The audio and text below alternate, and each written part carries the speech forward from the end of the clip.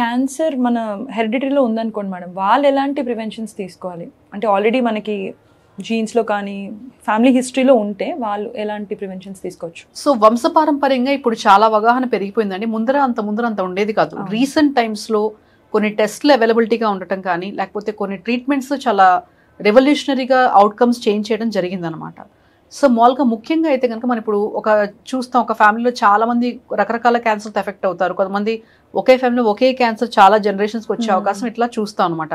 ఎప్పుడైతే మనకి అట్లాంటి కొన్ని గైడ్ లైన్స్, కొన్ని క్రైటీరియా ఉంటుంది అనమాట. అంటే ఎంగేజ్లో రావడం, లేకపోతే ఒకే పర్సన్కి 2 సైడ్ల రొమ్ములకి రావడం కానీ, లేకపోతే రకరకాల క్యాన్సర్లు రావడం కానీ, లేకపోతే ఫ్యామిలీలో చాలా మంది కనుక క్యాన్సర్ కనుక ఎఫెక్ట్ అయినట్లయితే కనుక వాళ్ళకి జీన్స్లో ప్రాబ్లం వల్ల క్యాన్సర్ వచ్చే అవకాశం ఉంటుందండి.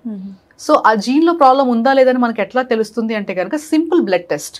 ఆ సింపుల్ బ్లడ్ టెస్ట్ చేసుకొని వాళ్ళకి తెల్ల రక్త కణం మీద దానిలో ఉన్న జీన్స్ టెస్ట్ ఒకటి చేసి చూస్తారండి. ఆ జీన్స్ టెస్ట్ కనుక పాజిటివ్ వచ్చినట్లయితే కనుక వాళ్ళకి జీన్స్ అబ్నార్మాలిటీ వల్ల క్యాన్సర్ వచ్చే అవకాశం ఉన్నట్లు ఉంటుందన్నమాట.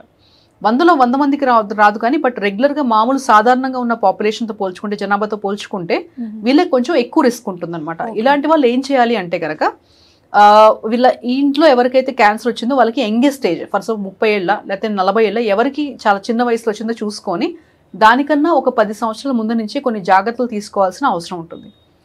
ఒక జీన్ టెస్ట్ కనుక పాజిటివ్ ఉంటే కనుక కొన్ని రకాల అవయవాలకి మాత్రమే క్యాన్సర్ వచ్చే అవకాశం ఉంటుంది. ఫర్ సపోజ్ బ్రాకా టెస్ట్ అనేది చాలా కామన్గా చూస్తామండి ఆడవాళ్ళలో. మీరు చూసినట్టయితే ఆంజెలినా జోలీ అనేది తనే రెవల్యూషనరీగా ముందుకు వచ్చి అన్ని చెకప్ చేసుకోవడం కానీ, ట్రీట్మెంట్ చేసుకోవడం కానీ చేశారు యుఎస్లో. దగ్గర 10-15 సంవత్సరాల క్రితం అనమాట. మన ఇండియాలో ఇంకా అది అడ్జస్ట్ అవడం, ఇంకా కూడా అది ఏదో ఒక స్టిగ్మాలా తీసుకుంటున్నారు. కానీ దాని ముందుకు వచ్చి చేసుకుందాం, అట్లా పెళ్ళిళ్ళు అవ్వేమో, మళ్ళీ చుట్టాలు ఏమనుకుంటారో, ఇట్లానే ఆగిపోతూ ఉంది. ఎవరికైతే జీన్స్ టెస్ట్ కనుక పాజిటివ్ వచ్చిందంటే భయపడాల్సిన అవసరం అసలు లేదండి. రీజన్ ఏంటంటే, ఒక జీన్ టెస్ట్ పాజిటివ్ ఉందంటే కొన్ని అవయవాలు మాత్రమే క్యాన్సర్ వచ్చే అవకాశం ఉంటుంది.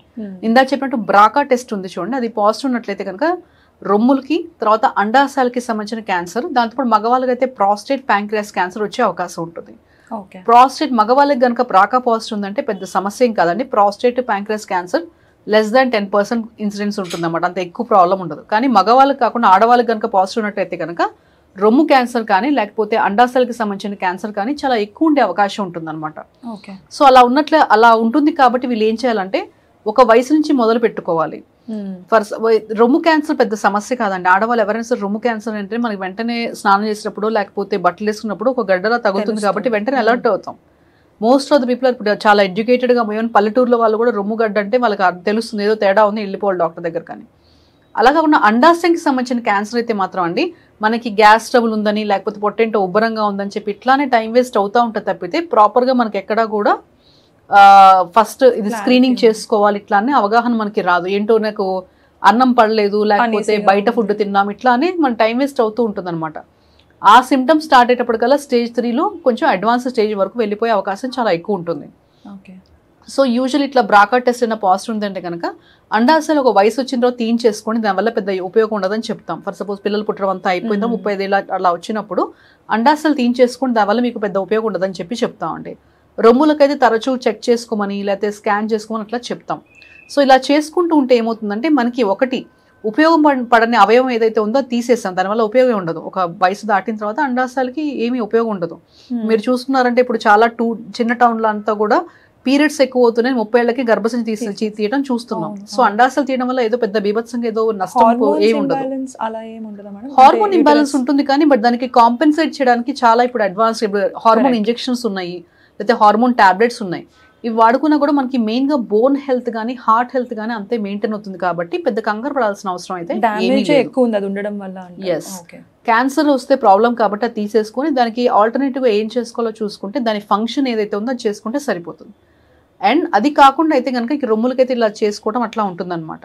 సో అట్లా మనం జాగ్రత్త పడినట్లయితే క్యాన్సర్ ఎర్లీగా డిటెక్ట్ చేసుకొని ఈజీగా క్యూర్ చేసుకోవచ్చు. ఇంకోటి ఏదైతే మనకి రిస్క్ ఉంటుందో, క్యాన్సర్ వచ్చే రిస్క్ ఉంటుందో, అవయవం తీసేస్తే క్యాన్సర్ కూడా రాకుండా ఉంటుంది. దీన్ని రిస్క్ రిడ్యూసింగ్ సర్జరీస్ అని, రిస్క్ రిడ్యూసింగ్ స్క్రీనింగ్ ప్రొసెసర్ అని చెప్పి అంటామండి. ఇది ఫాలో అవ్వాలి.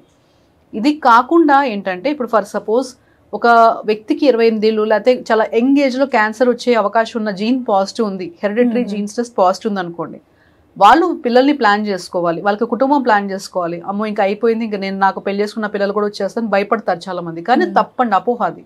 ఓకే. క్యాన్సర్ జీన్ ఒకటే పాజిటివ్ ఉంటుంది. ప్రతి మనిషిలో అమ్మ దగ్గర నుంచి ఒక జీను, నాన్న దగ్గర నుంచి ఒక జీన్ ఉంటుందండి. క్యాన్సర్ జీన్ పాజిటివ్ అనేది ఏదో ఒక జీనే పాజిటివ్ ఉంటుంది, లేకపోతే అమ్మ దగ్గరదా లేకపోతే నాన్న దగ్గరదా ఏదో ఒకటి పాజిటివ్ ఉంటుంది. అలాగే మన నుంచి మన నెక్స్ట్ జనరేషన్కి వెళ్ళేటప్పుడు మన దగ్గర నుంచి ఒక జీన్ మాత్రమే నెక్స్ట్ జనరేషన్కి వెళ్తుంది.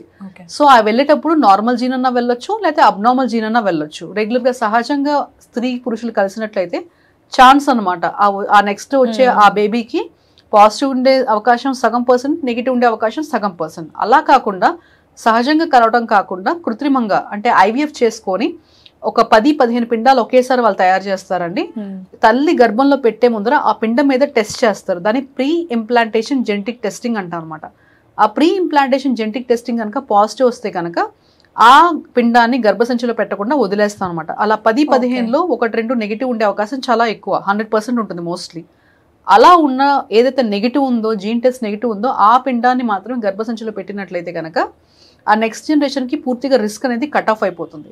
సో పెళ్లి చేసుకోవాలా చేసుకోవద్దా చాలా ఆలోచనల వాళ్ళు ఇది ఖచ్చితంగా మీరు మైండ్లో పెట్టుకొని మీ నుంచి మీ నెక్స్ట్ జనరేషన్కి రాకుండా చేయడానికి చాలా అడ్వాన్స్డ్ ప్రొసీజర్స్ ఉన్నాయండి. ఎటువంటి ఇబ్బంది పడాల్సిన అవసరం లేదు.